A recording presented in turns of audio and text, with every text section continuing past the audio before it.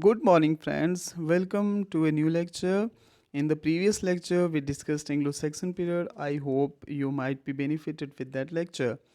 Today, I'm going to discuss Anglo-Norman period or the Middle English period, which starts with the Norman conquest that happened in 1066, and the period ends around 1350.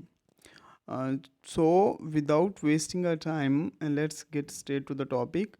But I want to make here a point, and that videos are going very long if I discuss entire topic here. So, in order to get the complete knowledge or get the complete video, I'm going to make it in two parts, part 1 and part 2. So you have to watch both parts in order to get the complete information about the period, the writers, and the various characteristic and the development of the language and the literature during this period. Let us discuss what is Anglo-Norman period. Basically, Anglo-Norman period begins with the Norman conquest. Why it was Norman conquest? Because Normans were the people who were declared victorious, and the battle was fought on the land of the Hastings, and that is why this battle is this conquest is also called the Battle of the Hastings, which occurred in 1066. Remember, this is most important question from net and set point of view. You may be asked this question that what is the other name for the Norman conquest, or when did Norman conquest happen? It was a battle fought between the last of the Anglo-Saxon king Harold and William, the Duke of the Normandy. Harold was overthrown from the power, and Norman king William ascended the throne of the England. They started governing the land. It marked the end of the Old English period and burgeoning of the Middle English period, which was immensely influenced by the French. So, guys, Normans were the people who came from Normandy, a province in France. They fought a very grave and serious battle with the Anglo-Saxon on the land of the Hastings, and that is how they overthrew the Saxon power. Now let us discuss who were Normans. Basically, Norman is suave and sophisticated form of Northman. Suave mean soft. They arrived there from Scandinavia, and later on, same race blotted out Northumbrian civilization who appeared on English soil from Normandy region of France. Earlier on, this tribe of the Northmen came from Scandinavia. Then they settled on the soil of Normandy, and from there they came and invaded the Britain. They were very robust and muscular people.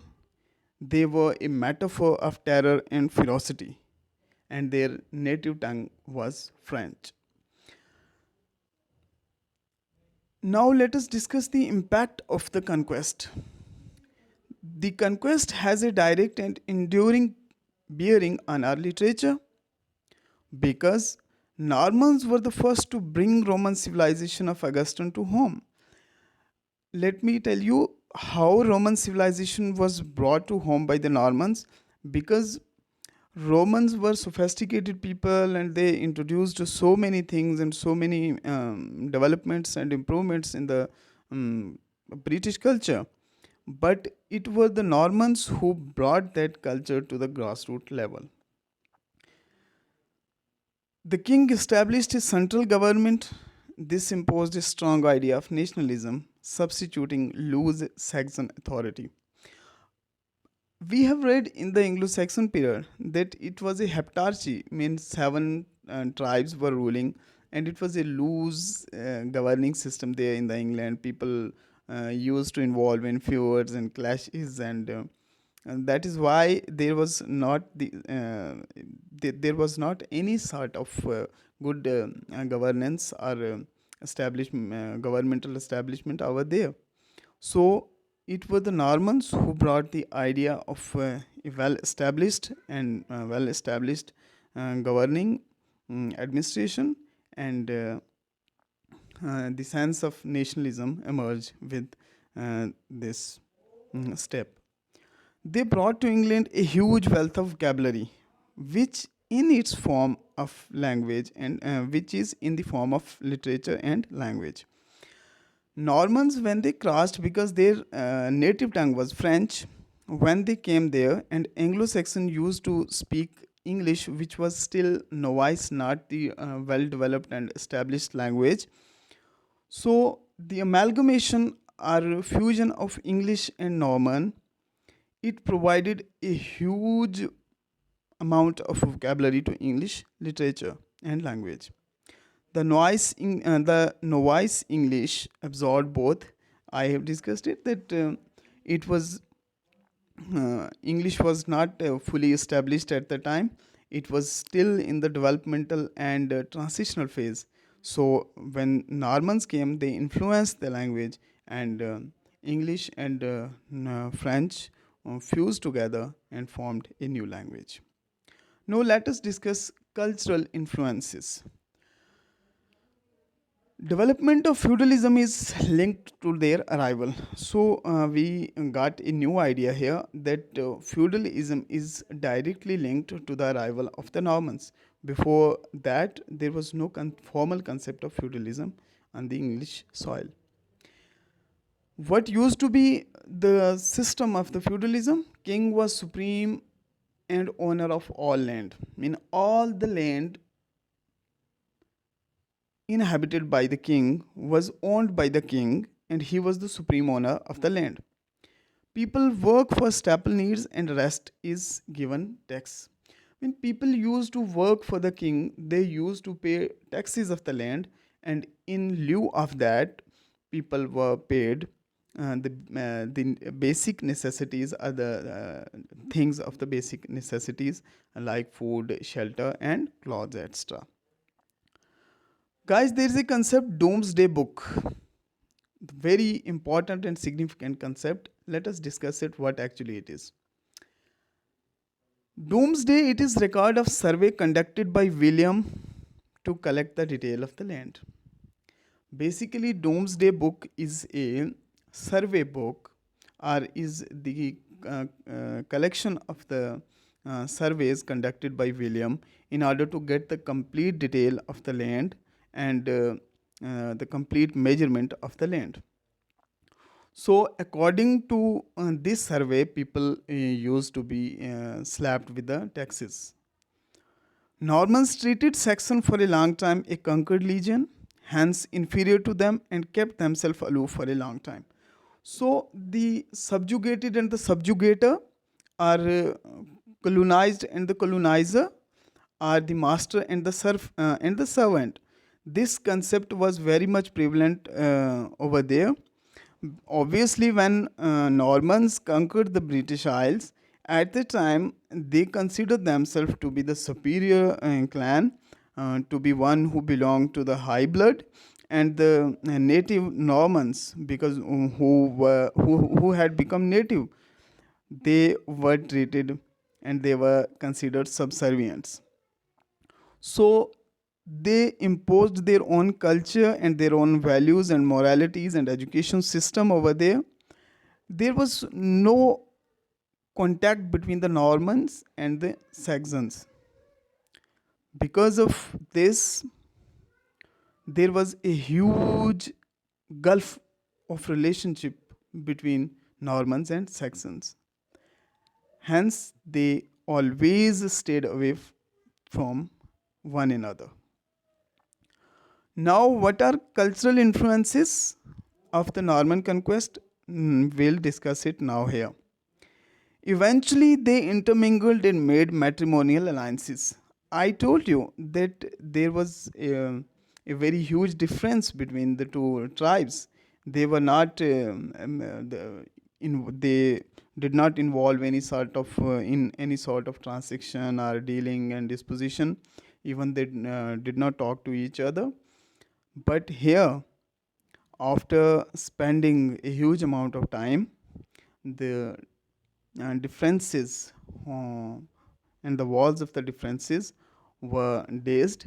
Now they intermingled with each other and they extended the matrimonial alliances, mean they married to the daughters of each other, and this is how their cultural differences were shattered, and eventually they became one tribe. They spoke French and native spoke Old English. Mean those Normans, they were speaking the French language because it was their native language, and the native speaker used to speak Old English. So the later amalgamation of Germanic tongue of Saxons, because English has directly sprout out or emerged out of the Germanic tongue of the Anglo-Saxon tribe, and the French of the Norman gave birth to the new language. That language became English. So the fusion of the Saxon English or the Old English and the French of the Normans, this fusion or this combination provided us English language. French and Latin were tongues of the cultured people. Because they dominated the culture and the cultural values as well. So we can say that they consider their language to be the superior language. Latin was already there because it was the language of the church, it was the language of the Bible. So Latin was already very prestigious and most important language of the soil. But with Latin, French was also given equal importance, and it became the language of the sophisticated people and the cultured people, and the English was reduced to the level of low people, or it was the language of the people belonging to the lower section of the society. So French was given precedence. Post Norman conquest, English languished for 2 centuries. This is very important concept. Norman conquest happened in 1066, and emergence of English can be traced from 11 around 12th century. So English was in abeyance. English was not important during these 150 or 160 years around. So now let us discuss the development of the language during the period. Around 11th century, English language began to take form and develop its identity. I told you that after the Norman conquest, when there was a fusion of the culture, when there was an exchange of the vocabulary and the amalgamation of the French and the English, it gave new identity to the English. It reinvigorated a new spirit to the dying old English.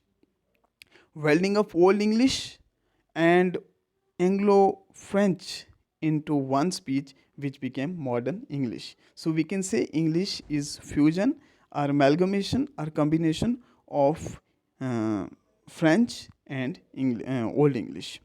Initially, it was not true modern language or pure language. We are quite alive to the fact, we are quite acquainted to the fact that each and everything in its beginning uh, is not pure and refined. It takes time to get purified and to get refined and to get the touch of the sophistication. So English was not pure initially, but later on it turned out to be a pure and refined language. Some historians and philologists call it in between language. So this is very important term, and I wish you people remember it. That the language of the 11th century was called by some historians. Historians are the people who write history, and philologists are the people who are concerned with with the history of the language and with the development and the various stages of the language. They call it in between language, mean the language which was neither French nor Latin, neither French nor English, but it was in between language because it was fusion of French and English. So the next step is milestone achievements. What are the achievements of Norman conquest and the important dates and the significances? See guys, 1066 is the time of the Norman conquest. You get this question. You have to remember this date if you are a literature student, because without remembering this date, you can't you can't do anything with the literature. 1215 is the Magna Carta. Is the date when Magna Carta was signed or Magna Carta was published. What was Magna Carta? Let me define it very briefly. Magna Carta basically declared that king is not above law. Earlier on, there was a concept of that king is above law, that no criminal proceeding can be initiated against the king. But Magna Carta declared that king is not above law. If he does anything wrong, he will be punished and punished according to the law of the land. So the concept of the divine right of the king was challenged here. 1250 is the time when French language lost its prominence on English soil. 1337 to 1453 is the time when 100-year war broke out between England and France. Remember this date of Black Death, date of Magna Carta, and then 1066, which is the date of the Norman conquest. 1348 is the time when Black Death broke out. Now the most important thing that I have to discuss here for you people is the Language Bill of 1362. It was the most important and significant step to establish English language and give currency to the language. Earlier on, the proceeding in the courts used to be in French language, but by the dint of this 1362 language law, it was established that the court proceeding henceforth the court proceeding here afterwards shall be in English. So this is the crux of the language bill or the language law. 1363 is the time when English became the language of the parliament. It means that in 1362 English became the language of the court.